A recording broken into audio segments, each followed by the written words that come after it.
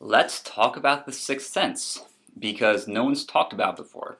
It came out in '99, starring Bruce Willis as Dr. Crow, Haley Joel Osment as Cole Sear, and Toni Collette as Lynn Sear. And it just flew under the radar. Nobody went to see it, hardly made any money, and yeah, I'm obviously being sarcastic. It blew up in the theaters and made a ton of money, and people would not shut up about it, but for good reason, because it's an interesting movie. I read this one review that said, this is one of those, you're lucky to see a movie like this that sticks with you hours after you see it. And I was thinking, this probably stuck with me decades after I saw it. It firmly implanted itself in the back of my head. Because it's different and unique. And everyone talks about the twist ending, which is done well and is a good twist. I did not see it coming at the time. But other ways, it subverts typical expectations. It was kind of marketed as a horror movie, which it's not. It's more of a drama and a story of redemption. But it's a ghost supernatural movie. But the reason it's not horror is because the motivation of the main character is not revenge, it's redemption, which is rare. Usually these type of movies, it's always about revenge, getting back at the circumstance or person that afflicted this tragedy upon you. But the catalyst for this movie, and right from the beginning, is obviously it's the murder-suicide with Vincent Gray, upset that he could not have been helped when he was younger by Dr. Crow, kills him and then kills himself. And even initially, his first reaction is sympathy towards the person that killed him, or he didn't know that, but shot him. And it's not hatred and it's not anger.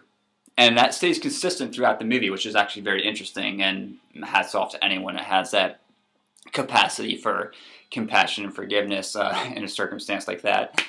But that's really interesting because he's the one that was shot, and he feels guilty. And he recognizes there are some things he could have done better. And upon this other kid that reminds him a lot of this other kid, Cole, that reminds him of the first kid, Vincent, he tries to correct some of the things he may have overlooked or mistakes he may have made with his previous patient. And he does. And obviously, spoiler alert, but he helps Cole recognize that the ghosts are just trying to communicate with him. And the best, maybe only way to go through this and to help out his situation is to listen to them and recognize what they're trying to communicate and help them. And it's a PG-13 rating, but there are some hard-hitting elements, obviously. One of the more disturbing ideas and scenes I've seen in any movie is where the mother purposely keeps her child sick and murders her. And that's, of course, the big reveal with the ghost that he listens to. But yes, it's also kind of cool that the movie is very it has a very somber tone, and it's very heavy, but it ends on an uplifting note, and it feels genuine and it feels earned, which is really difficult to do. There are 4 scenes back to back, 4 scenes in a row. One is where the teacher had called Cole a freak earlier in the movie because he was making fun of him for having a stutter. They reconcile. He helps him get this big part in the play, Sword in the Stone or whatever. King Arthur, he pulls the sword out. Anyways, that, and then he's really happy because he was never really happy before the movie, and he's accepted by his peers and whatnot. And then he talks to the doctor, and the doctor says he's just talks to the mother, so it communicates that way. And then at the end, Bruce Willis recognizes that he is dead and says goodbye to his wife and all that. So it really does kind of wrap itself up in a nice package, but it does so in a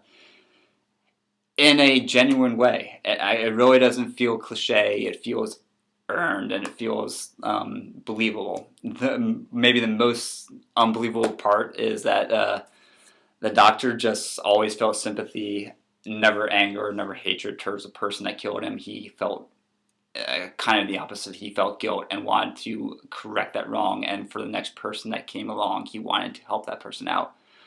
So yeah, it's a good movie, and uh, it's a good movie. It's a good movie. And that's pretty much all I have to say about it. A nice story about redemption, very well acted. And M. Night Shyamalan's not what he used to be as a director, but this was an outstanding movie by him, and I hope to see more like it in the future as well. That's it.